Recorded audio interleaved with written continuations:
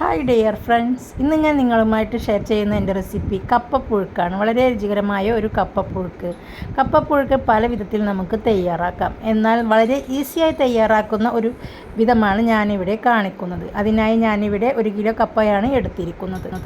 കപ്പയുടെ തൊലിയെല്ലാം നീക്കിയതിന് ശേഷം 2-3 കഷ്ണങ്ങളായി മുറിച്ചെടുത്ത് ഇതുപോലെ ചെറിയ ചെറിയ പീസുകളാക്കി വെള്ളത്തിലിട്ട് നന്നായി കഴുകിയതിന് ശേഷം വെള്ളം വാർത്തിയെടുത്തതിന് ശേഷം നമുക്കിതൊരു കുക്കറിലേക്ക് ഇട്ട് കൊടുക്കാം. ഒട്ടും വെള്ളമില്ലാതെ തന്നെ വേണം ഇത് കുക്കറിലേക്ക് ഇട്ട് കൊടുക്കുക. ഇനി ഇതിലേക്ക് നല്ല ഫ്രഷ് വെള്ളം നമുക്ക് വേവാൻ ആവശ്യമായത് ഒഴിച്ചു കൊടുക്കാം. 1/2 ടീസ്പൂൺ ഉപ്പിട്ട് നന്നായിട്ട് നമുക്കൊന്ന് മിക്സാക്കി കൊടുക്കാം.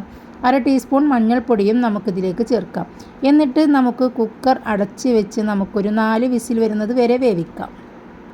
ഇനി നമുക്കൊരു മിക്സിയുടെ ചെറിയ ജാറിലേക്ക് 8 ചുവന്നുള്ളി ചുളയും 8 വറ്റൽമുളകും ഒരു 20ഓളം വെളുത്തുള്ളി അല്ലിയും ഞാനിതിൽ ചേർത്ത് നന്നായിട്ടൊന്ന് അടിച്ചെടുക്കാം.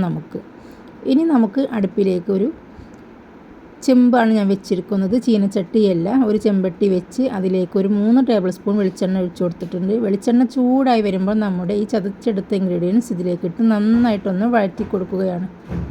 ഇതിൻ്റെ പച്ചമണം മാറുന്നത് വരെ നമുക്ക് നന്നായിട്ട് തന്നെ നമുക്കൊന്ന് മിക്സാക്കി കൊടുക്കാം. പച്ചമണം മാറി വരുമ്പോൾ ഇതിലേക്ക് നമുക്ക് കറിവേപ്പില ഇട്ട് കൊടുക്കാം. നാടൻ കറിവേപ്പിലയാണ്, അതുകൊണ്ട് തന്നെ നല്ല മണം വരും മൂത്ത് കഴിഞ്ഞാൽ. ഇനി നമുക്കിതിലേക്ക് കപ്പ പുഴുങ്ങിയത് നമുക്കിതിലേക്ക് ഇട്ട് കൊടുക്കാം. അതും കൂടി ഇട്ട് നമുക്ക് നന്നായിട്ട് തന്നെ ഒന്ന് മിക്സാക്കി കൊടുക്കാം. കണ്ടില്ലേ, ഇതുപോലെ നന്നായിട്ട് നമുക്ക് മിക്സാക്കി കൊടുക്കാം. എന്നിട്ട് നമുക്ക് തീ ഓഫ് ചെയ്ത് കൊടുക്കാം. വളരെ രുചികരമായ നമ്മുടെ ഈ കപ്പപ്പുഴുക്ക് ഇവിടെ തയ്യാറായി കഴിഞ്ഞു.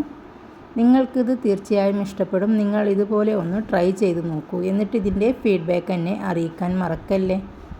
നിങ്ങൾക്ക് എൻ്റെ ചാനൽ ഇഷ്ടപ്പെട്ടാൽ നിങ്ങൾ ലൈക്ക് ചെയ്യുക, ഷെയർ ചെയ്യുക, കമൻറ്റ് ചെയ്യുക, സബ്സ്ക്രൈബ് ചെയ്യുക. കൂടെ തന്നെ നിങ്ങളുടെ സപ്പോർട്ടും ഞാൻ പ്രതീക്ഷിക്കുന്നു.